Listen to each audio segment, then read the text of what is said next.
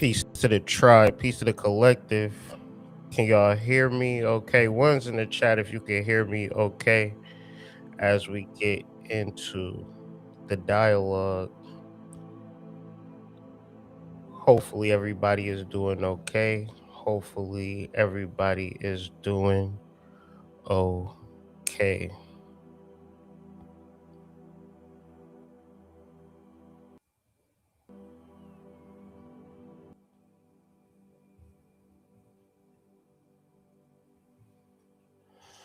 So, yeah, man, happy to be here. Happy to have this conversation. Today, we're going to be talking about Psalms 19, astrology, cosmology, metaphysics. Got a cute little slideshow presentation for y'all. First things first, though, subscribe to the Substack, man. If you want to get updated every time I go live, you know YouTube is not going to let you know. So you're like, dang, I want to know when you go live. Just subscribe to the Substack for free. You'll get an email. Beyond the lives, you'll get updates on. We got articles coming down the way. We got mini courses coming down the way. We got monthly readings coming around the way. We got astrology Q&As coming around the way. And it's all for $5 a month. And a lot of times it's going to be free. If you are a free subscriber, they let you get a premium piece of content for free just to try it out. So with all that being said, man, join the Substack. The link is in the description.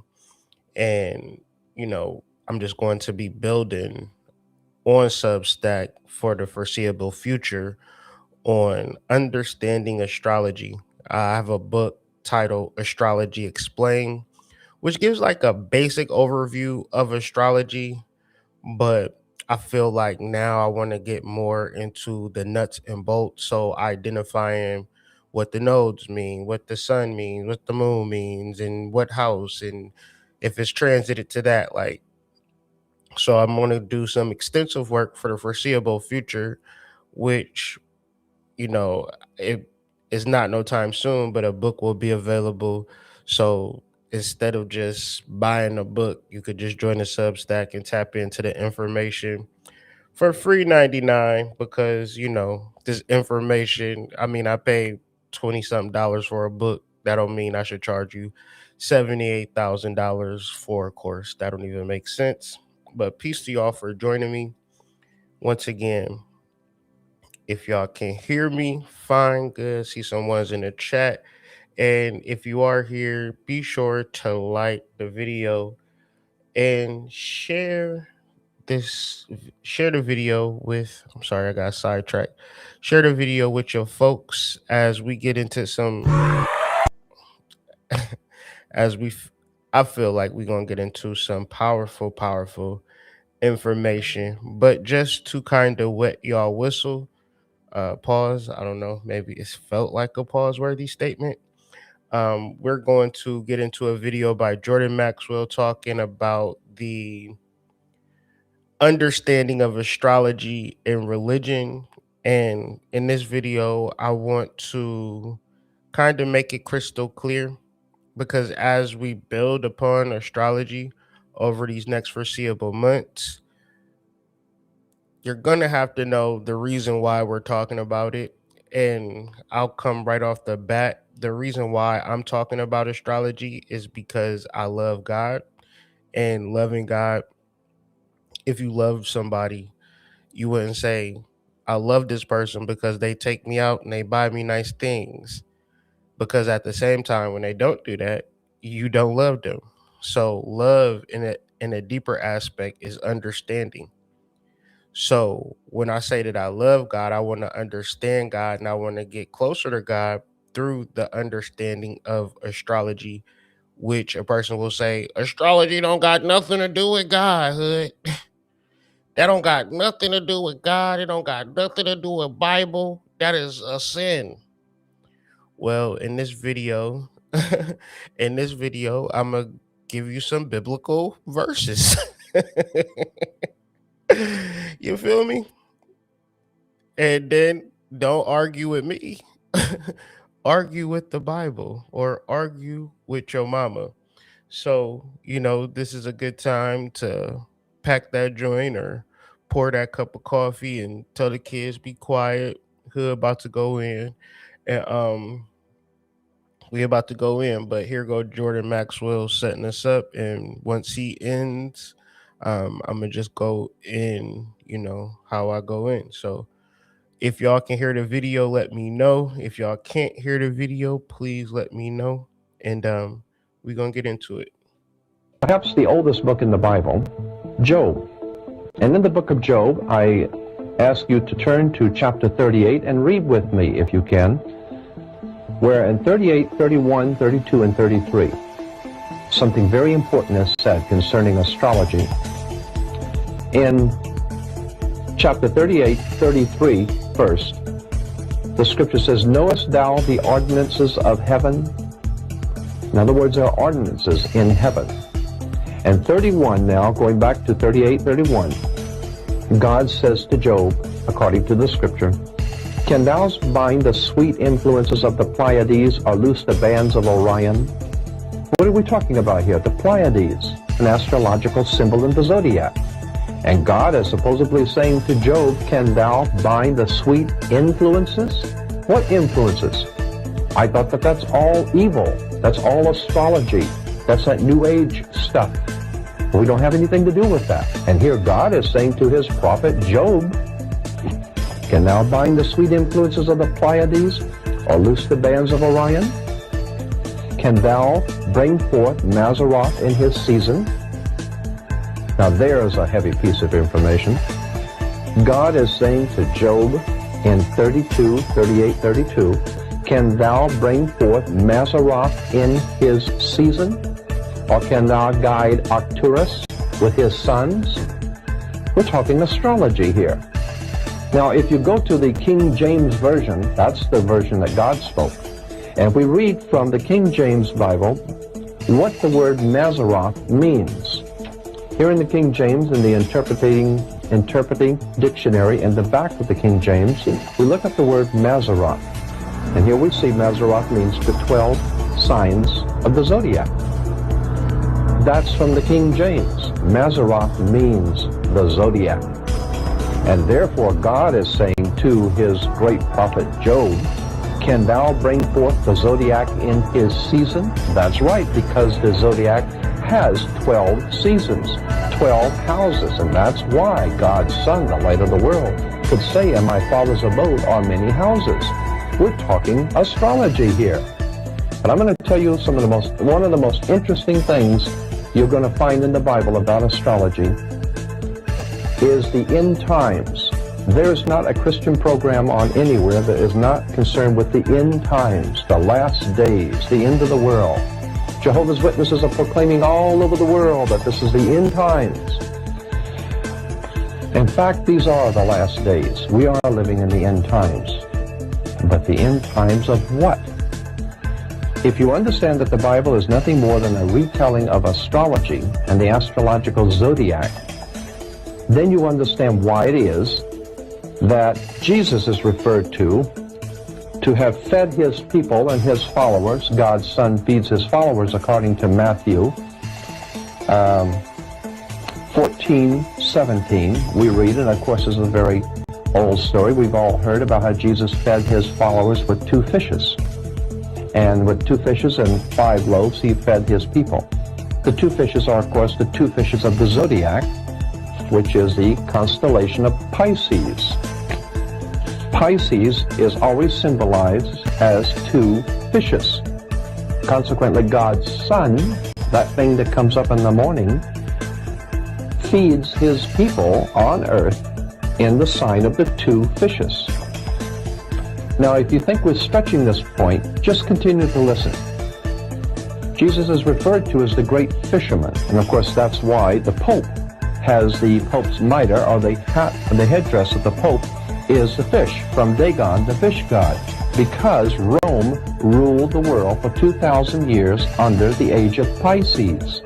JP Morgan has that famous quote, "Millionaires don't believe in astrology, billionaires do." In 1926, the New York Times reported on an astrologer who said she regularly read Morgan's horoscope for him. explaining the changing position of the planets and their probable effects on politics, business, and the stock market. JP Morgan even invited this astrologer, Evangeline Adams, to visit Asia for a scientific investigation of the occult, whatever that means. Evangeline said that 3 successive presidents of the New York Stock Exchange constantly consulted her for information that would guide their operations.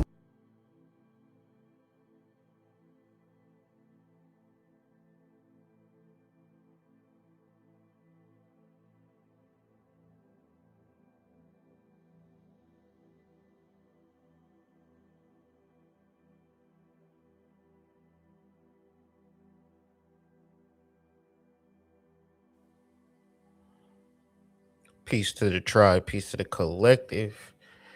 This presentation will be covering Psalms 19, verse 1 through 4, with a caveat 4 through 8. We're going to read 1 through 8, but I'm only going to cover 1 through 4. But in between there, I'm going to give more depth to the conversation, to where it is not only am I going to try to explain it, I'm going to have you try to imagine what is being said under this particular context. But before we get into it, I want you to partake in this imagination project that I have for you. So imagine you are being given instructions to build a house, but you don't have the tools to do so. For years and years and years, you went to building school and was taught about the intricacies, how to build columns, hallways, ceilings, windows, basements, but you ain't got a hammer or nothing. They just telling you about how to build a house. Now, I use this imagination experiment to lay out what it is like trying to understand God without astrology and cosmology. Because at the most basic level, if the sun don't rise and the sun don't set, we don't exist. We don't experience this world. And it ain't nan nigga that's making the sunrise or sunset. It ain't nan nigga shining sun rays on the planet. And when the sun shines down on the earth, it is very intelligent. The grass grows. Them niggas down in Florida and Houston, man, they taking your girl round after round after round, because the sun a little different down there. Why you think the girls go to spring break down south every summer? The boys. Okay? So at Jamaica, why the girls going to Jamaica? Because they like chilling on the beach. Y'all are funny. The sun is very powerful, to which it allows, and this is just the basic level of astrology and cosmology. The sun, the moon, which creates the feminine archetype. The moon has a 28-day cycle, roughly. A woman has a 28-day cycle, roughly. So our entire life disposition is predicated on astrology. And so I don't want to get too deep into the presentation,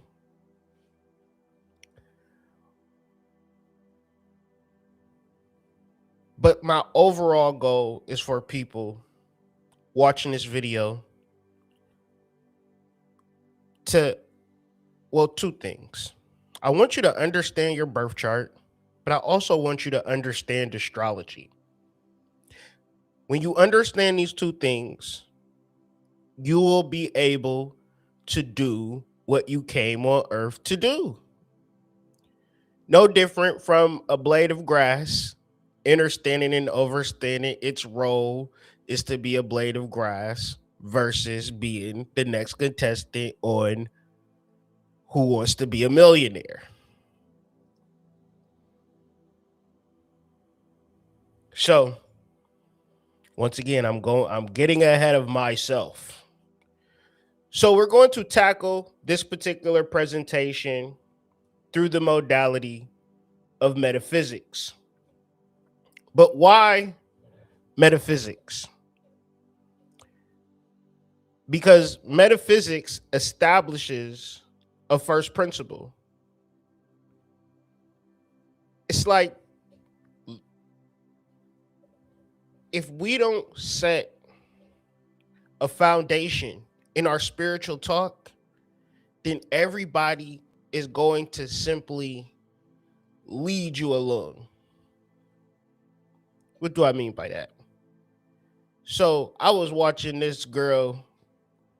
This spiritualist on YouTube, and she was saying how she was you, but in the future.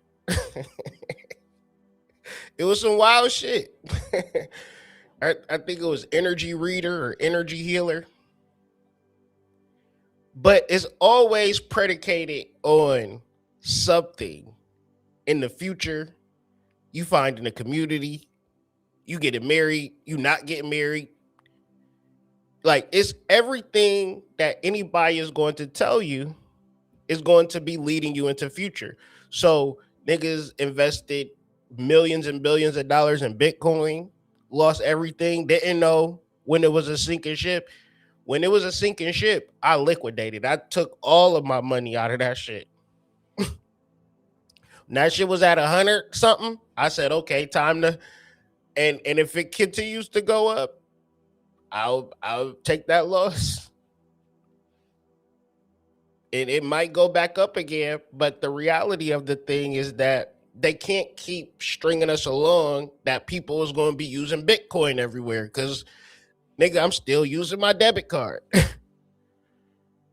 I ain't never even, it's a few places that I've seen, and I can count on one hand how many places I've seen that accept Bitcoin. So it's not about to be the most dominant form of income anytime soon. And maybe tomorrow that shit'll go to 500K, and they was right. But at a certain point, you can't be continuously led along, because it may work out for you, it may not work out for you. All I'm saying is this is not how to build a house. This is spirituality, this is religion, because they are not fundamentally. The first principle is metaphysics. Everything comes back to you, and you need to understand it structurally the same way you understand physics structurally. There's no way I could tell a person, hey, go stand in front of that bus and see what happens. Physically, you wouldn't survive that.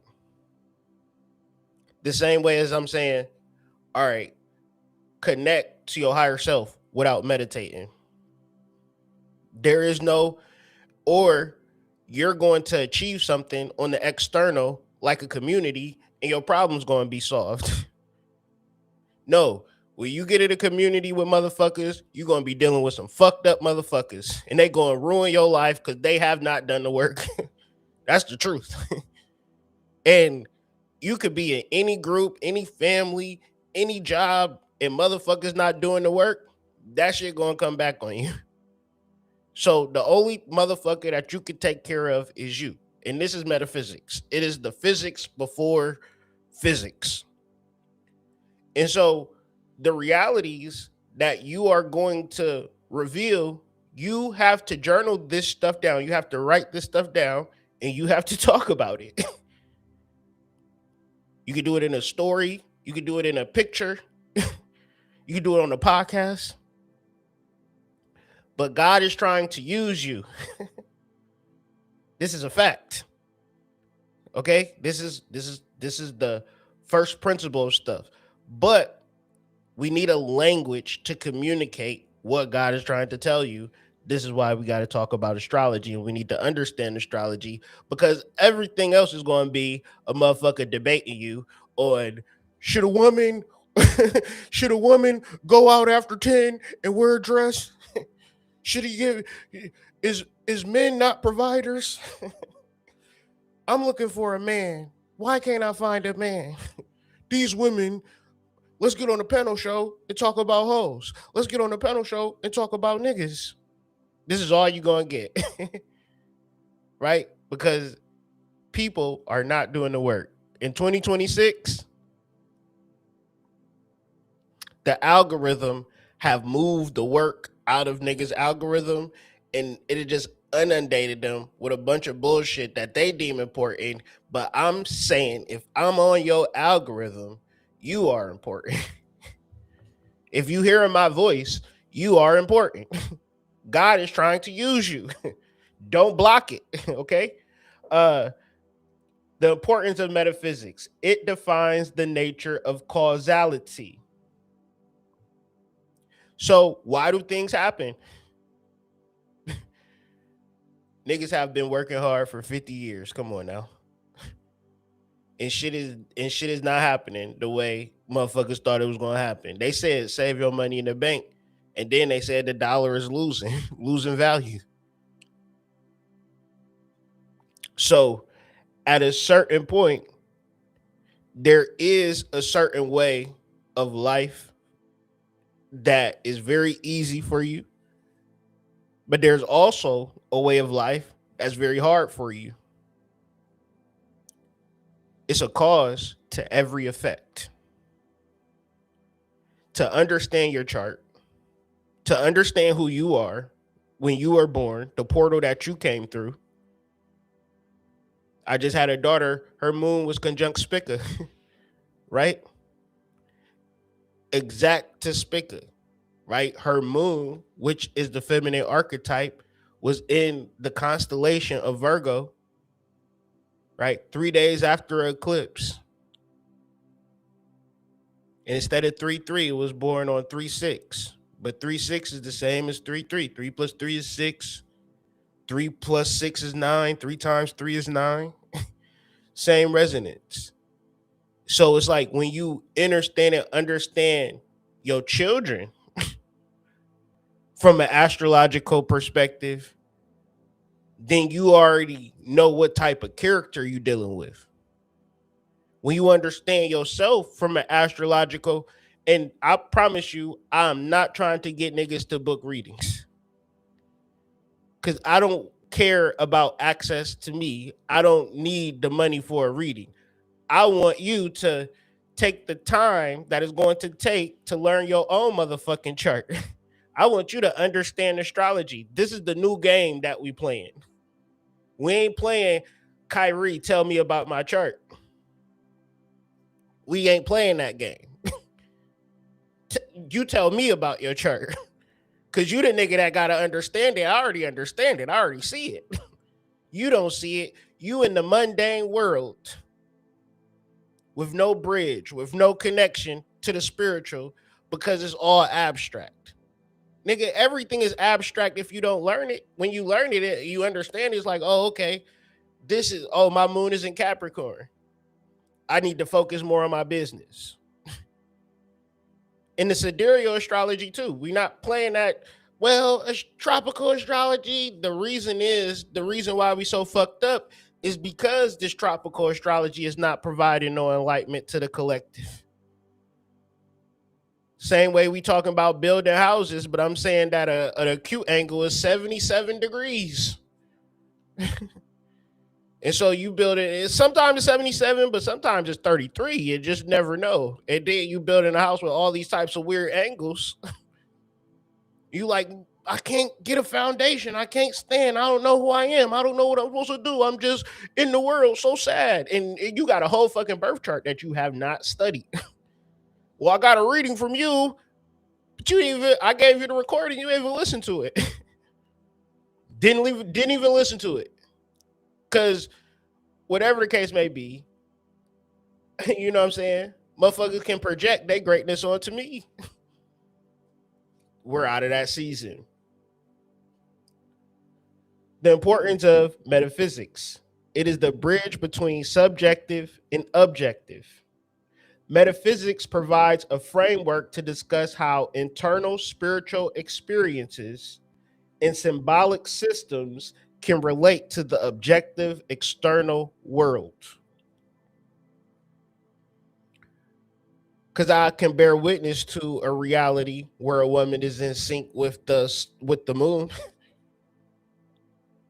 When it's a new moon, she have a period. When it's a full moon, she ovulate.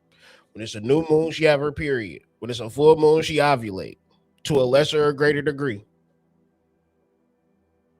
But how you gonna be in sync with the moon and every day you turn into fucking Rick Ross? Every day I'm hustling. Every day I'm hustling. Every day I'm hustling. And you take pride in that shit. When is your period? I got fibroids, sis, tuberculosis. But I got the bag though, sis. Hey, we going on brunch on Saturday. Let's talk about the meds we take. Sick world we living in. I can bear witness to it. So you can't tell me that a woman can't come in sync with the moon through a naturalist perspective, through a giantess perspective, understanding and overstanding that she is a part of the world. If she don't harm the world won't harm her. But motherfucker be tearing down beef, steak, teriyaki, all types of shit, and then be wondering where this karma coming from. I ain't hurt nobody. That goat, you had lamb chops 3 days straight. Talking about this zip sauce is so good. That lamb didn't deserve to die because you was hungry. You didn't even kill that lamb in an ethical, real way. Like you wasn't even starving for real. You just said, I want to eat some goddamn meat. What I'm talking about is causality and inner and outer. Because what if a fucking bear is hungry? You just be like, well, the motherfucker hungry. You ain't going to think like that. You'll be like, please, not me. You don't want to go through that because a motherfucker hungry. But motherfuckers go through this every day. And then motherfuckers talk about SSRIs and depression and all this type of shit. It's non-dualistic causality. Meaning that it's things that you do that are horrible, but you don't view them as horrible because everybody else is doing it.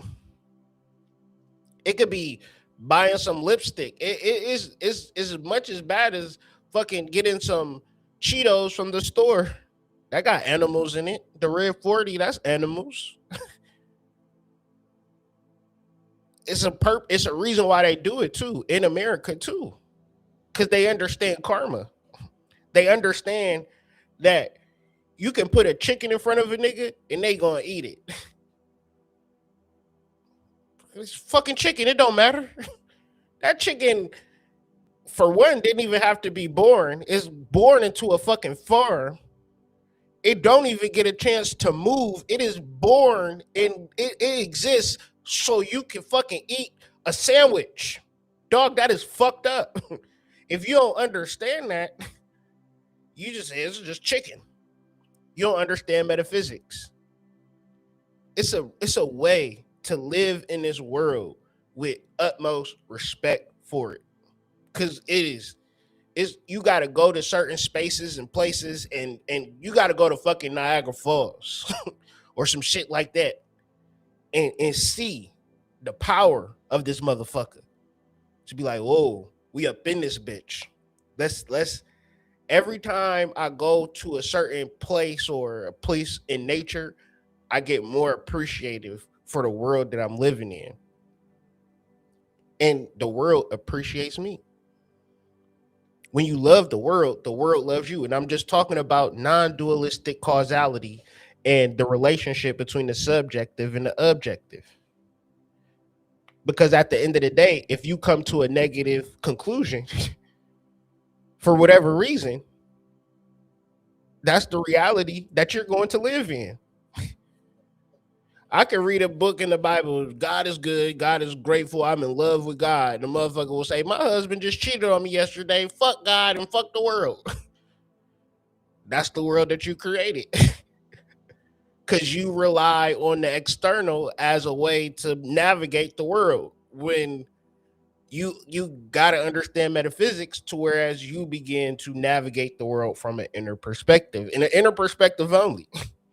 Can't rely on your mama, your daddy, your preacher, the pope, the president, nobody.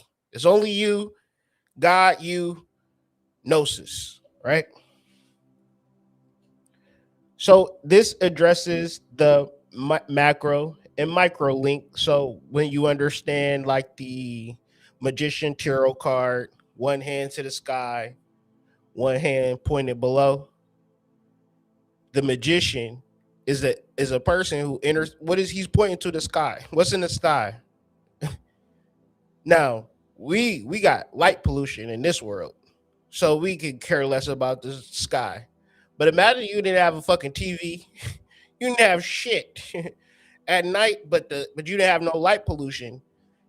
In the sky just light up, stars for as much as the eye can see, just magnificent stars and Milky Ways, and to the point where you can see the different colors that they emit.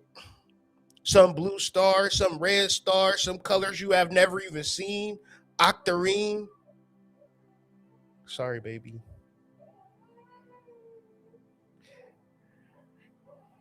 And from that perspective,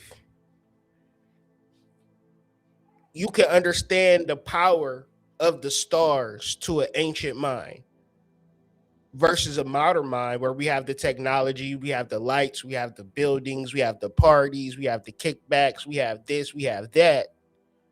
Um, and the sky is kind of, non-sequential. It doesn't matter really. We got our schedules, which is a result of astrology. We could predict when a month is versus not knowing what the fuck a time is. Imagine just living in a world where you don't even know, you have no center of time. Our center of time is the phase of the moon. We know that the phases go through a 14 waxing, 14 waning. That's a month. The root word for month is moon, MON, month, moon, same word. The ways for which we understand the month is the moon, and then the sun goes in a particular pattern of an 8, and it'll end up in the same spot in the roughly 360 degrees or 360 days. So you can mark that in the sky. That's a year. And when you understand Jupiter, that'll give you the timing of 7 years and so forth and so on. So you understand these patterns of stars to give you the timing of things. But once again, we could care less because we got our schedules, we got our calendars, we got our phones. So that's going to keep track of that stuff for us. But imagine you putting in your calendar, this is the day that I'm going to go viral. Or this is the day that I'm going to make 1,000 sales. This is the day where people is going to sell out my bakery. Right? What if you put that in your calendar and you knew exactly the day because you understood your chart, you understand the types of things that was aligned for you in these particular days? And what if you did that throughout your calendar? This is the day where I ain't going to be wanting to be bothered, so I'm going to make sure that I go on a vacation from Friday to Saturday. Because whenever the moon is in this house, I get agitated, and it just means that I need to have me time. But the problem is, every day I'm hustling. We not differentiating days. We not understanding our time versus the world's time. So the importance of metaphysics, it validates non-physical realities. It creates a space for discussing the soul or cosmic consciousness as fundamental components of the universe, rather than side effects of biology. It explores purpose. In this world, you could just put it in the oven, seven, just see how long it take and then put a timer on for that amount. It's in the freezer. So yeah. Another thing, it reconciles fate and agency. In one of these daily videos that I've been doing on Instagram, I discuss power. And another word for power is agency. But there's also a limit to agency, right? It's a limit to power, right? It's not to whereas like I got enough power I can make it to the NBA. I got enough power I can go to Antarctica. I got enough power I can remove these bodies from me. Right? It's certain shit you just can't do. And that is what you call fate. It's a it is certain things that you can do. Right? And I have a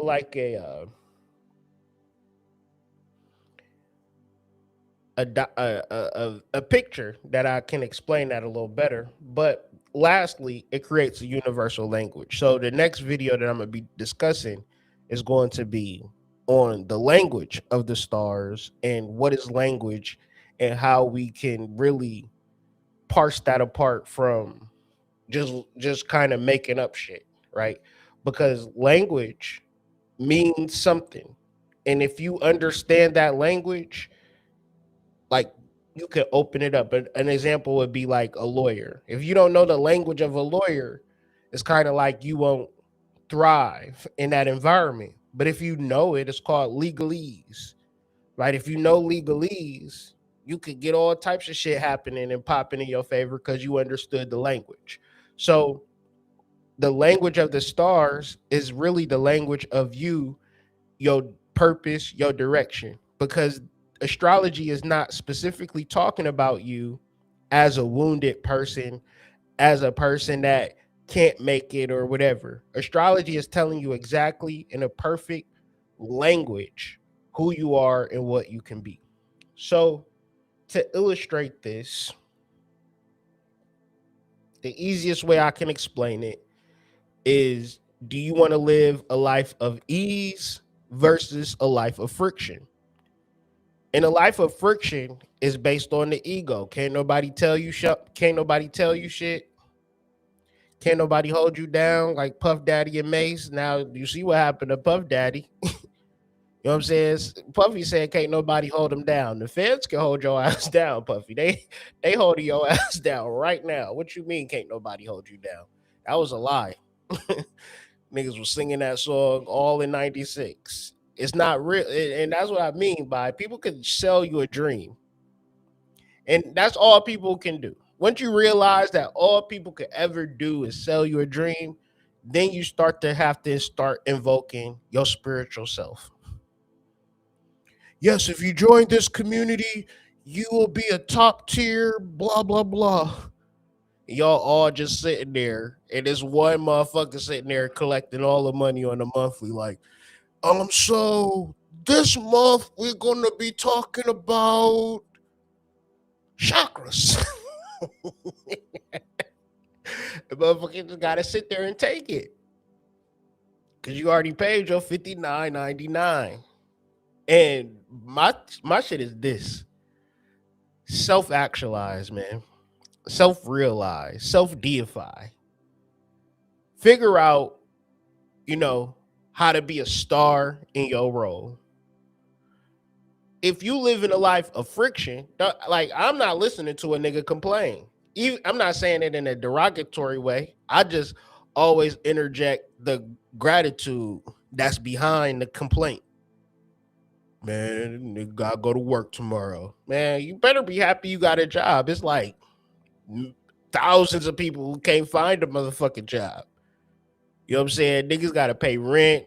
You know what I'm saying? Niggas gotta pay their car note, can't find a job, and your ass complaining. I'm sure a nigga motherfucker take your ass out for that damn job. Why you keep complaining about it? I'm so tired of this nigga. Girl, you got a husband. These girls is out here on Facebook dating. with a profile talking about mother of three, just looking for a real man that could provide. Okay, so can you make it work?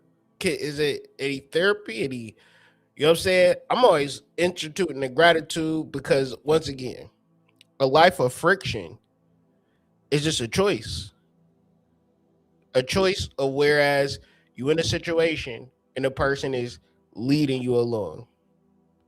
And what I mean by leading you along is they saying, well, next week we gonna do this. A month from now, we gonna do that. We're gonna do this, we're gonna do that, we're gonna do this, we're gonna do that. And more or less it's to get money out of you. That's what I mean by leading you along. They led you along in Bitcoin, anything on fucking school or Patreon shit. Like it's all breadcrumbs. Where is it leading you to? Who knows? Because where should you be led to? Ultimately, you should be led to your higher self. Because your higher self is going to lead into a life of ease. God will help you live a life of ease. Everything else is going to lead you into friction. You in the church, friction. You know what I'm saying? So that's the easiest way I can explain that. So if that made sense, put a 1 in the chat. Let me know if that made sense. If not, I apologize. I'm trying to make it as plain as possible. So Psalms 19, as I stated, we're going to go over verse 1 through 4.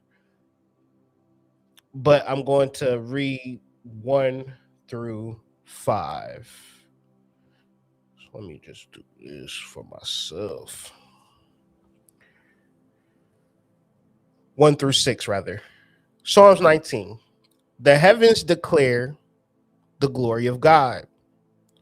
The skies proclaim the work of his hands. Day after day, they pour forth speech. Night after night, they reveal knowledge. They have no speech. They use no words. No sound is heard from them. Excuse me. Yet their voice goes out into all the earth, their words to the ends of the world. In the heavens, God has pitched a tent for the sun. It is like a bridegroom coming out of his chamber, like a champion rejoicing to run his course. It rises at one end of the heavens and makes its circuit to the other.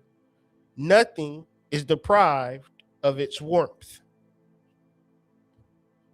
So, as expected, generally, at least for me, when I'm reading a Bible verse, it's usually a lot to take in. So I have to kind of just read it and then start to just meditate on it. And then as I meditate on it and I think of different correspondences, it builds a dialogue. So ultimately, I just came to this basic first off interpretation.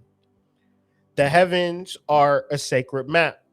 And to the ancients, the sky was a domain of the gods.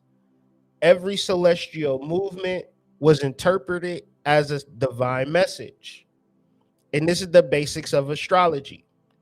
The sun represented life and authority, dictating the daily rhythm. The moon, its phases provided how monthly intervals essential for religious festivals and rituals, but also tracking time. And the stars were patterns in the sky or stars, a constellation, and they acted as a celestial storyboard carrying the motifs and legends of cultures across the globe. So another way of saying it is if I'm in Egypt and I'm in America, I'm staring at the same sky. I'm not looking at a different sky. And so what you will tend to see is many overlaps in ancient cultures. Basically the same story, because we have a hard time grasping spirituality because we don't get to see the sky in a way that makes us lose our breath. We just kind of, stars is out, moon's out, no, sun's out, no. But imagine it gets night and it just lights up the entire sky to the point where you can see the formation of a planet. Like might see Saturn or Jupiter in the sky. It's like a twinkling star. What if you could actually see the magnitude of it in the sky? So this is the root of. It's a lot going on in the earth. It's saber-toothed tigers. It's woolly mammoths. It's Hammurabi and Nebuchadnezzar and them niggas. It's a lot of bullshit going on in the earth. To whereas an ancient person knew that these niggas wasn't God because they could bear witness to God. Right? And so what we get is a story or a narrative that streamlines all of this information. But the reality is that it was people all over the globe at all points in time. And their experience is not really documented. And I'm saying all this to say is that, and this is my opinion, because when you are in the presence of God, you don't care about a story or a narrative, right? You are in the presence. You are feeling the light. You are feeling the warmth of it. And this experience is something that I bear witness to. It's a point within my consciousness to whereas, like, if I'm just driving, I can just be in a state where my whole body is just vibrating, just feeling amazing. Like just like I can't. It's like my root chakra and my sacral chakra is just vibrating at such a high rate that it's like you can't even touch me. It's like, and it's like I get it, and it's like I got a platform. I can talk. I can say these things to people, and this is what I really want to impart to y'all. God is a feeling. It is an expression. Is something within you that you fully know. And if people don't believe you, or if a person is an empire or writes a Bible or something like that, that's not. They don't got nothing to do with it. So I say all of this to say it's a part of gnosis and a part of expansion that this consciousness is going to give you when you allow it to transform you. So the foundations of agriculture is the transition from nomadic life to settled farming, relying entirely on predicting the seasons. So I'm bringing in that analogy from people went from hunters and gatherers to creating the pyramids of Giza, which are aligned with the star systems. And they're still standing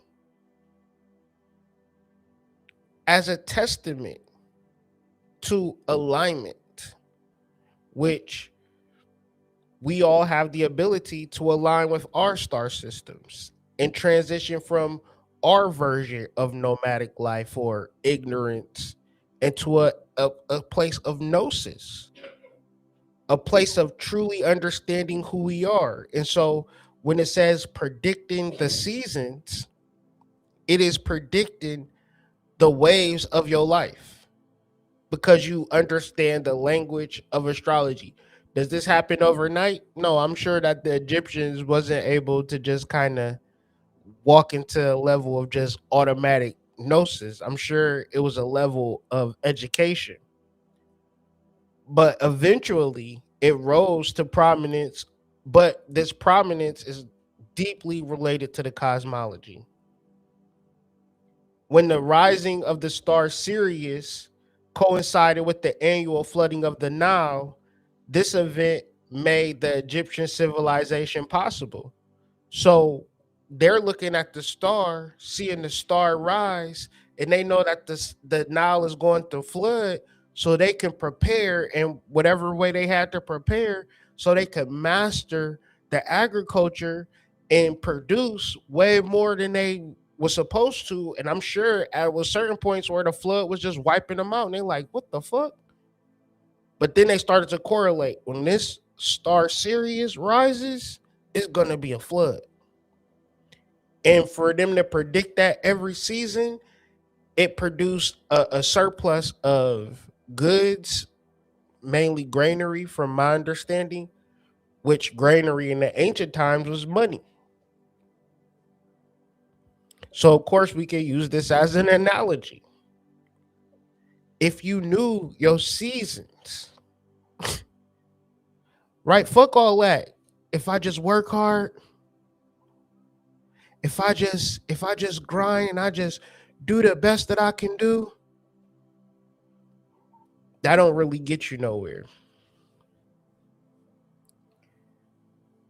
So I want you to meditate on what's being said. I want you to really think about what's being said to the point that you could visualize it in the way that it was supposed to be meant. Because these words in the Bible are more like codes, more than they are narratives. A narrative could be understood in any way, and it can be exploited in any way. But a code, like if my code is 21212, I would have to put in that exact number code to open the lock. I can't emotionalize it. I can't say, well, it meant this and that. No, I had to, it meant exactly this. And this is how I open up the lock. So hopefully you get to a point where you can understand exactly what is being said so you can open up the lock within yourself. Verse 1 goes, the heavens declare glory of God, the skies proclaim the work of his hands. What is being said here? The heavens declare the glory of God. Well, first of all, what's a heaven? Because a heaven is going to declare or declaratively state and mean what it's going to say, the glory of God. Heaven, metaphysically, the kingdom of heaven or of the heavens is a state of consciousness in which the soul and the body are in harmony with the divine mind. So the ego, the jealous God, is not going to declare the glory of God.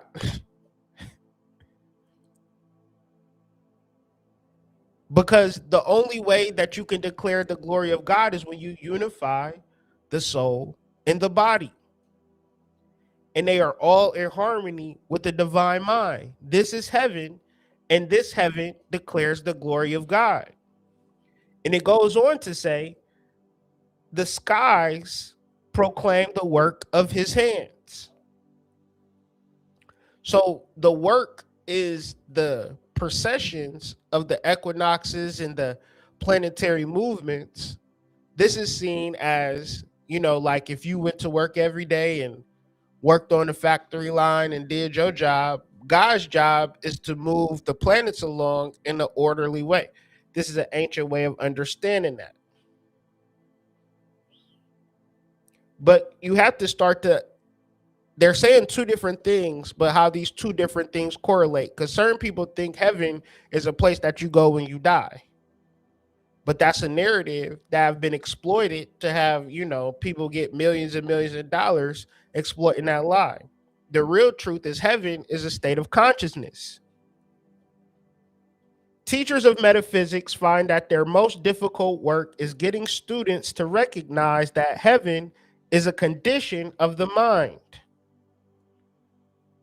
Jesus evidently experienced like difficulty in making himself understood, which accounts for the numerous parables and comparisons that he gave to the kingdom. These were all illustrative in some condition pertaining to the kingdom, and never did he describe it as a place located in some distant realm.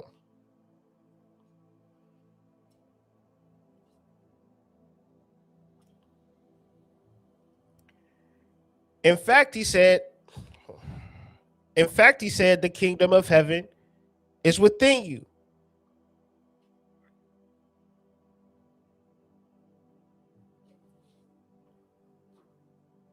The hardest thing to tell people is that heaven is right in front of you. Heaven is right now. You have to conceptualize an emotional place where you feel joy that is not based on external things. Because right now, you understand that if you get a lot of money, you're going to experience joy. But the reality is, when you get a lot of money, you'll just have a lot of money. You'll probably have a lot of responsibilities. You have to take care of a lot of stupid ass people that suck the joy out of life every single moment of every single day. If you do have a lot of money, having a lot of money is not bringing you joy. Joy is a result of nothing external. Joy is a revelation that God is love and love is God. And this is an inner relationship. But a lot of this has to do with a hormonal balance. So what's going to depress a person more than anything? Sex and sexual relationships, even the lack thereof. Motherfucker is sad that he don't got a girlfriend. Motherfucker sad he with a girl that don't give a shit about him.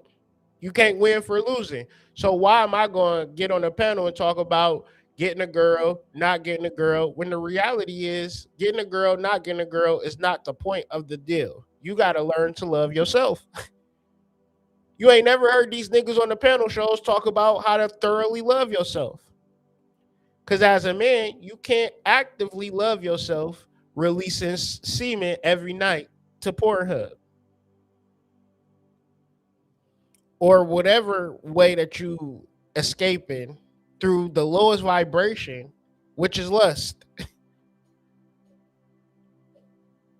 The lowest vibration is lust. So the highest vibration is heaven. So can't you see the differentiation between human beings even conceptualizing and visualizing and understanding and overstanding the concept of heaven when they rule by lust? When lust just takes over your mind and your body and you can't think of nothing else but having lustful experiences, and then we're having a conversation about heaven. I mean, if you find yourself knee deep in that particular experience, it's going to take a while. But give it a minute. I've been there, and you can climb out of it. First, by understanding that it's an emotional feeling place. That's where God lies at. God does not lie in the intellect, in the scholarly.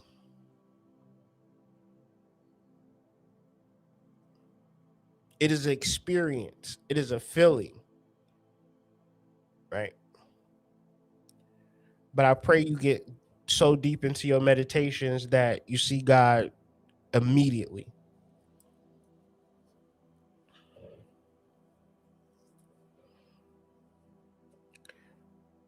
So, verse 2.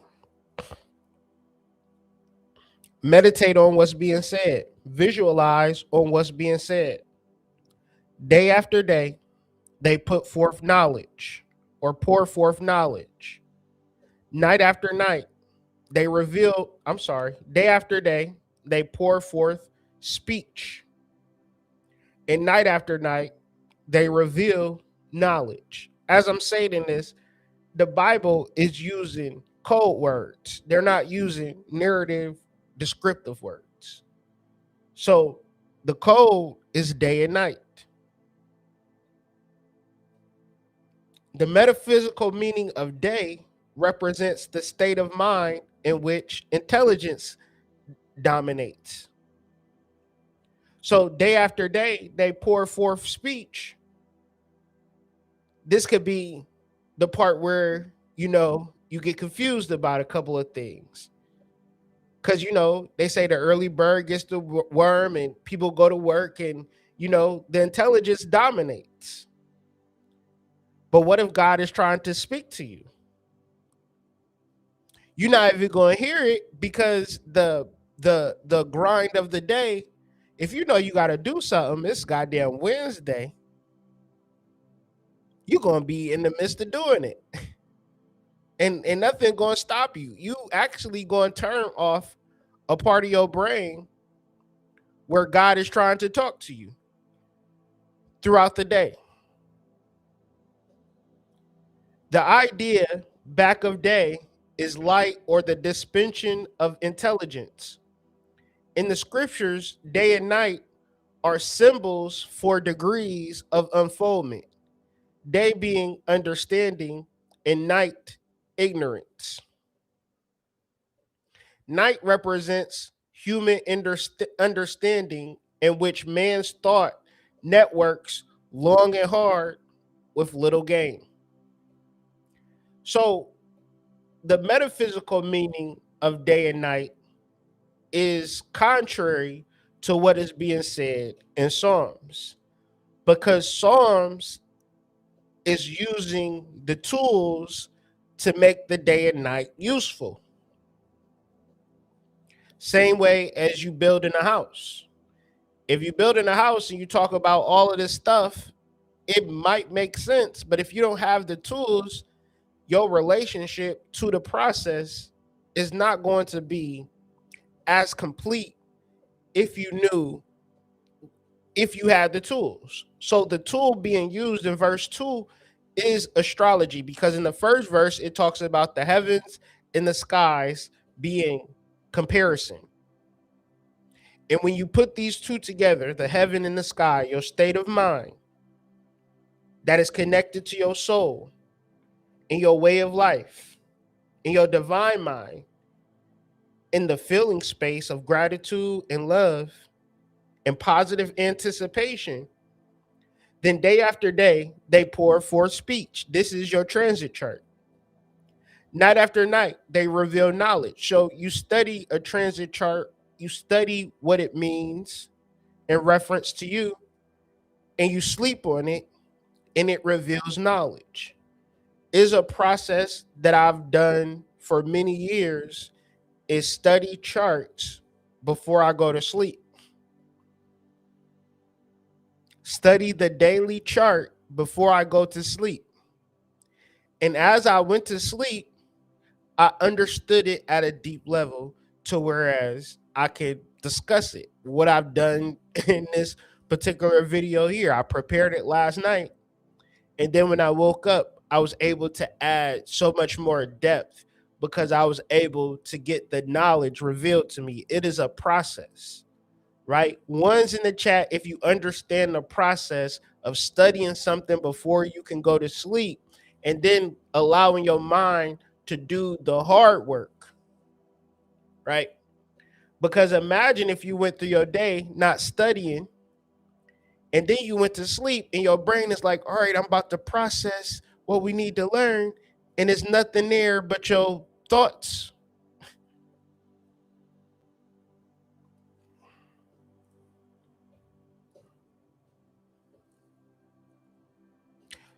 So I'm gonna read that verse once again. Day after day, they put forth speech, and night after night, they reveal knowledge. This particular verse is talking about Da'ath or Da'at, which rules the throat chakra. So the throat chakra deals a lot with communication and speech. And it also, Da'ath represents knowledge, awareness, or connection. So the idea in Kabbalistic circles, and the reason why I came up with that analogy at the beginning of the live in reference to building the houses without tools, is because I watch a lot of these videos where they discuss these Kabbalistic things. And when they talk about da'af, there is a vague openness that it doesn't satisfy me intellectually. But what does satisfy me intellectually is when you add in the fundamentals of cosmology and astrology, to whereas that is what you're connecting to. Because if you're reading this, I just took this off of Google. Da'at represents knowledge, awareness, or connection. Connection to what? What is it connecting? Unlike the other Sephirat, it is not a direct emanation, but rather the hidden bridging point between the upper intellectual Sephirat, wisdom and understanding, and the lower emotional physical realm, often acting as a bridge between idea and reality. So that could be abstract in itself, but imagine if we replace all of the hidden and all of the abstract terms with what astrology is trying to tell you, what your chart is trying to tell you on a day-to-day basis, to the point where you begin to study your chart and understand your chart, wisdom and understanding, right? What are you understanding? It's you like it doesn't make sense to me. All right, understanding, right? That's what Bana means. Understanding what?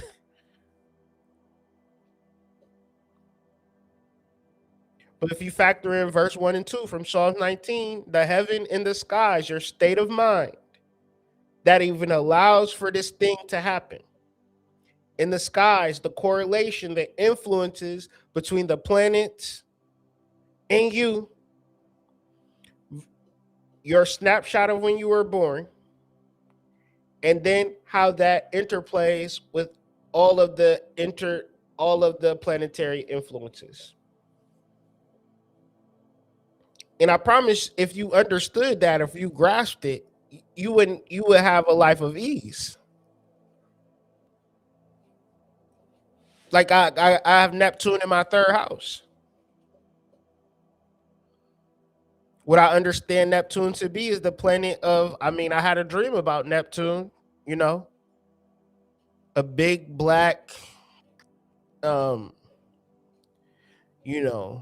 just dark and very, she had on a lab coat. I wouldn't necessarily, I refer to her as she, because that's what it was presented to me as. But she was very smart, very beautiful, and very like just a color of black that it was like blacker than black. It was like space black, but she was very much instructing me, very much of a patient teacher with, insane knowledge, like just knew everything. It was just amazing. Right. And I got this planet in my third house, my house of communication.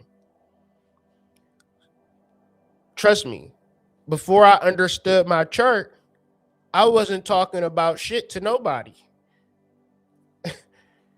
I wasn't communicating anything. I had this stuff in my head. Right. I had things in my head. I thought about stuff. I would listen to Bobby Hemmett. I would never think about doing no lecture or nothing like that. I didn't even think that I had the capability to even do no shit like this. But when I seen that Neptune was in my third house and I started to read about it and I started to understand it and I started to break it down, I said, oh, I'm supposed to be using my voice. I have 11th house sun. Right? These are things that I think about on a daily basis in reference to motivating me to do the things that I specifically need to do to make my life a little bit more easier. And ever since I've been using my voice in the name of spirituality, my life has been easier. When I did not use my voice for spiritual things, I dealt with a lot of friction. I'm telling you, I've worked at some of the worst jobs in history, worst luck I ever could imagine. So when they talk about wisdom and understanding, I promise you it is understanding your chart. I promise you that.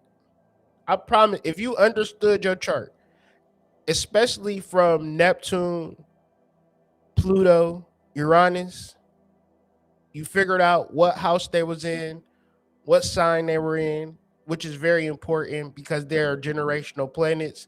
To differentiate how it speaks to you is understanding the house mainly. If you can understand the house that these planets are in, Neptune, Uranus, and Pluto, these are how you transform your life in these areas. This is what you strive to.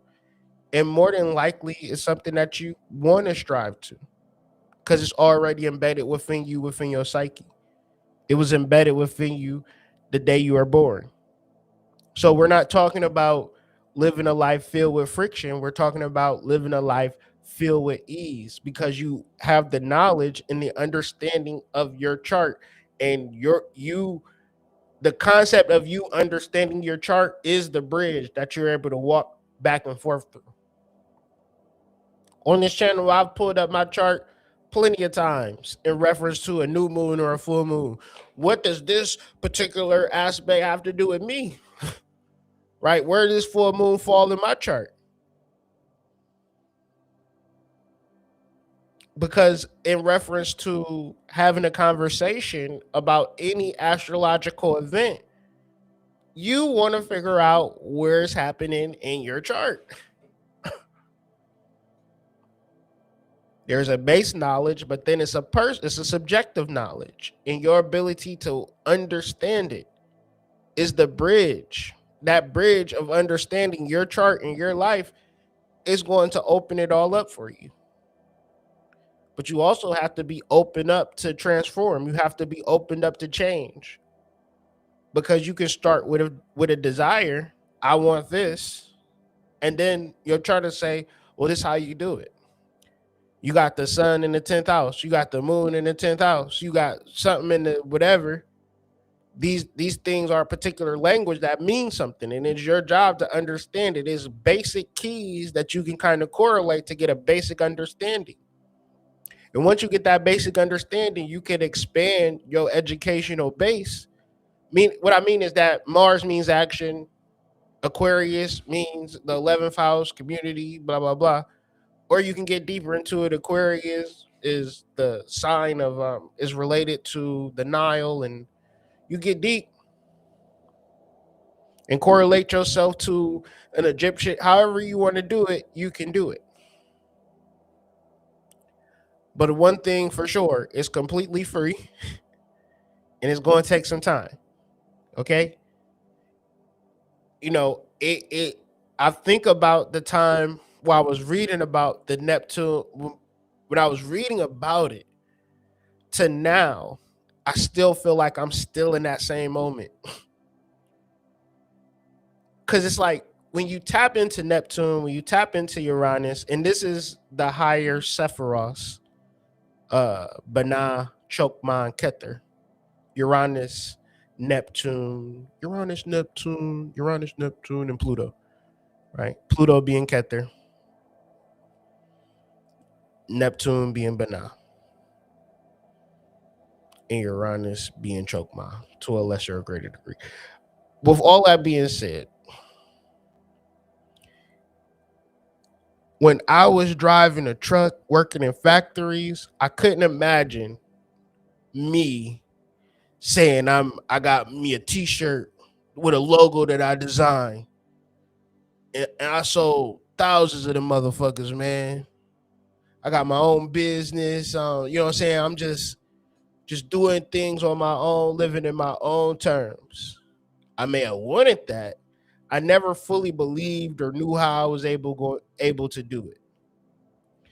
And at one level, it's good to discover it, but at a deeper level,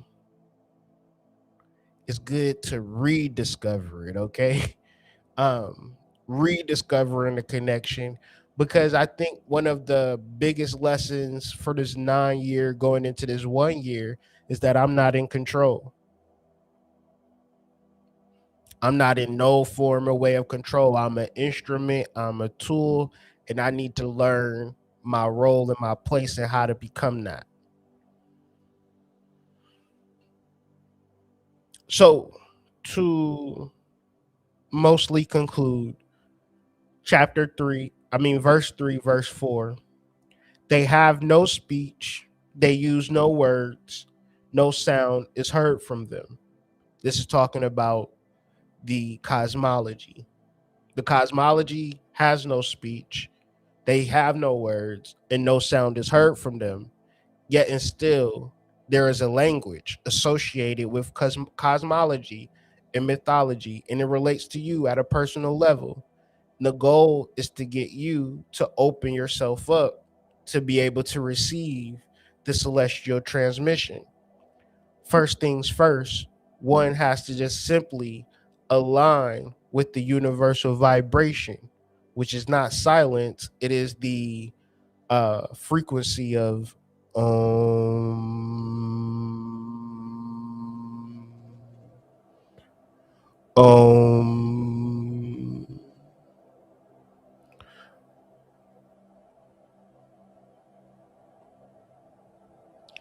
yet their voice goes out into all the earth, their words to the ends of the world. In the heavens, God has pitched a tent for the sun. So, in the heavens, which represents your spiritual mind, a state of consciousness, God has pitched a tent for the sun. What is the sun? The sun, metaphysically, represents spiritual intelligence. Light is always a symbol of intelligence, as the sun, the supreme source of light in man's world, represents the highest form of intelligence, spiritual intelligence, while the moon, which symbolizes the intellect, receives all its light from the spiritual intelligence. So, when we are reading this verse and we're discussing, it all is a lead up or a build up to the sun, which is your own personal spiritual intelligence. So when it says that God has pinched the tent, it's it's it's a kind of double entendre, how the sun just goes like in an upward motion around the earth, but it's also a protection for who you truly are, right? It is like God has protected the sun in the heavens for when you are ready. And when you are ready, you're able to like pick up on the language. So the language comes to you exactly how it's supposed to come to you, through your spiritual consciousness. But from that point, you have to take some accountability and act towards what you have been being told. But it's not from the mind, it's not from fear, it's not from you desiring anything external. It is just the peace and love that is found within your heart. If you can manage to grasp it, you can be at a bullshit job, you can be in a bullshit relationship, in a bullshit situation, but you can also find peace in these types of situations. And this is the real key to it. You find peace within it, which then allows you to get the transmission to either A, make the situation better, or B, get the fuck out of Dodge, right? The intelligence, the language is being spoken to you. It's nothing that you need to learn. You just need to begin to open up to the transmission that's coming through. So, the summary of the human connection to the sky. What basically was I trying to lay out in this short presentation on astrology being in the Bible? That is very practical to understand the moon cycles and the sun cycles, especially when it comes to planning when it comes to manifestation, when it comes to like money and things of that nature, to plan things out, to understand your seasons, the things that you want to do in the future positively, right? People might not plan for something, but then will be like, well, I haven't been on a vacation in so long, or I haven't bought this in so long, because you haven't utilized the ways of which the world ebbs and flows, right? So it could be 14 days of saving and 14 days of spending, if that makes sense. And just just working with the moon, working with the sun to come up with some type of plan, working with your astrology to figure out some type of cycle. Secondly, you are able to connect through divine, through celestial events. I read in the chat something about my daughter, like when she was born, I just I just felt like a goddess was being reincarnated. It felt very sacred. Very much of what I know about spiritual knowledge. You know, um, knowing that she have her own unique individual soul. She was born March 6th. That's the same day as Shaquille O'Neal.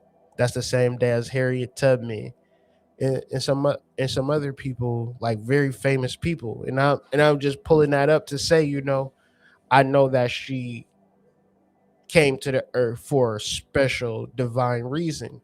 And the reason that I knew that is because the day that she was born, and then I was looking up her chart. Her moon is conjunct Spica, um, which is one of the most favorable stars in the sign of the goddess Virgo. So it was like her son was conjunct her mother's moon. You know what I'm saying?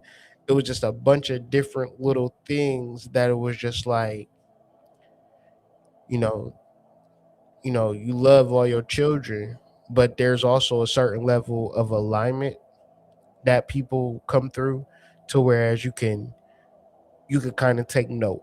It's like, I'm sure Matthew and Tina knew, what I'm saying, that this is Beyonce. You know what I'm saying? I love Solange. She is our precious little angel. But this is Beyonce, if that makes sense. So intellectually, when we are understanding the angles of the sky and the planetary communication, we understand planetary communication through angles, which are allowed us to bring forth mathematics, observation, science, all of these particular things that we hold so near and dear. Before all of these things took place, for all of these things were so important and popping, um, astrology or cosmology, the ability to look at the stars and understand its influence. If we can look at the sun and bear witness to the sun's influence, we could also bear witness to the other planetary influence, although they might come through in subtle forms, right? If you have a child and this one child is very active, wants to play basketball, football, box, and the other kid just wants to, cuddle, play with dolls, no disrespect, or just, just be in the crib playing a video game. One child has Mars in a favorable position, while the other child might have Venus in a favorable position, because the other child wants to cuddle and the other child wants to fight. What we do as parents is say, "You stop that fighting, and you did that, and you stop doing that, stop doing that, stop doing that," instead of understanding the energies that each child might be influenced by. So I say all of this to say, do your own research, especially hopefully this video inspired you to look up your chart and at least just get a printout of it. Look for Uranus, look for Neptune, look for Pluto, get a basic understanding. You can Google that. It's not hard to get a basic understanding of what these planets mean, and then get a basic meaning understanding of what house it is in your chart, and try to get some understanding of like who you could possibly be through the translation of Pluto, Neptune, and Uranus. I get them all confused and jumbled up. Too many planets, a lot of things on my mind. But with that being said, I hope y'all enjoyed this video. I hope y'all was able to gain something from it. I hope it inspired you to look at your chart and reevaluate what you can and cannot do. Um, there is a certain level of fate to the world, but there also is a certain level of agency, a level of power. And people was in church, people was in spiritual communities, not having the tools to connect the bridge, which you have in this video. You're connecting the spiritual with the astrology. You're looking at your chart and you're understanding yourself in a deeper way. And when you can get a level of understanding, I know that you're going to apply the knowledge in a powerful way for the collective, in your community, in your family, in your household. And that's what it's all about.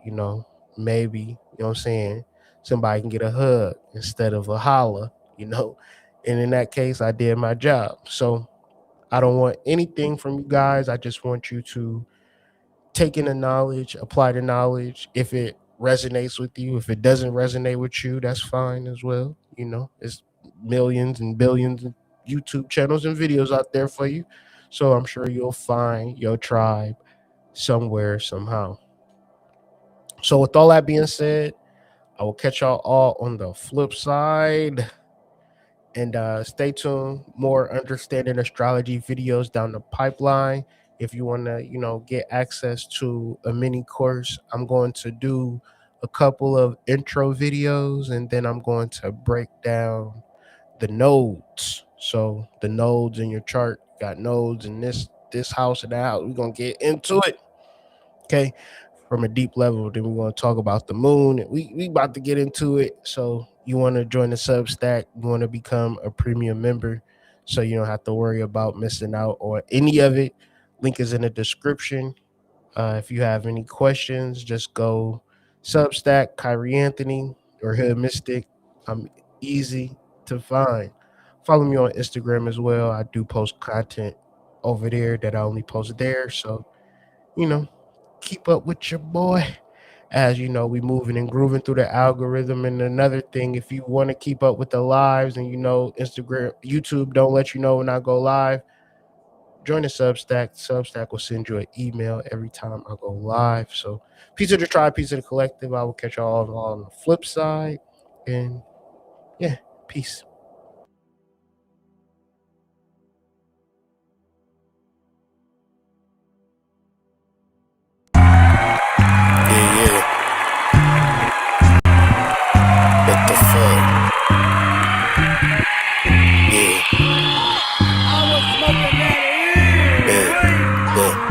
Nobody hires me, even if they had notoriety. Don't know sobriety. Come to the crib, look like a sorority. Loving on me, just like it's a priority. The one true authority, impunity and purity. Bonds like she a post bail with a surety. It's a ray of sunshine, no more insecurity. Every day the sunshine is gonna be my horse and me. Made a plan on this plane of existence. Snakes on the plane, race kundalini with persistence. Manifest my dreams in an instant. You can have anything but consistent tension. Nobody hires me, even if they tried to be. You would need eyes to see as wide as the sea. I'm as fly as a bee. I'm the GOAT, I'm the king. On the moat with my team, smoke me. I'm as dope as I sing. And because how the light changed, I got caught in the middle of the street. Next thing I know, they got firemen, they got ambulance, they got the police, everybody out there with guns, all of them had guns out there just because I tried to rock across the street. Nah, I'm fuck with y'all. I was high than a motherfucker, y'all.